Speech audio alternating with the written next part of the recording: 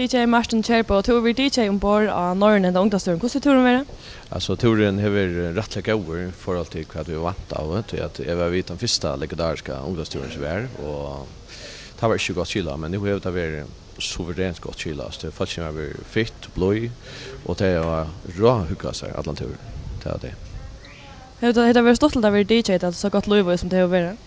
Ja, det er det. Jeg har anker kjeligere tøyspunkter her i spalte midt om dagen og sånt. Til man så ikke bra før, til man spiller bare nottaløy i hjemme. Og allikevel så var det vi på at de hoppet av, de klappet av, og så ble vi begynt med å spille egen nummer, og ja, det spiller man hver weekend, men ikke ha en annen tøyma ut i 80 egen nummer. Det var godt, rettelig godt.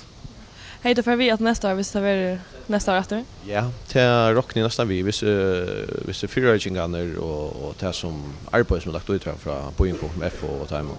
Hvis det är lugga gott till kommande år, så absolut ja. Det är färdigt. Är det som är samskipar med Boeing.f och Smyrna som gör att turen är så väl ettna helt då? Absolut, ja. Ja, vi är ungdomsturer här till ganska mer vi Smyrna själva som har skippat för det och tar kanske inte lyckas gå följning vid ungdomar som fyrskiparna på Boeing.f och här. Tack för det.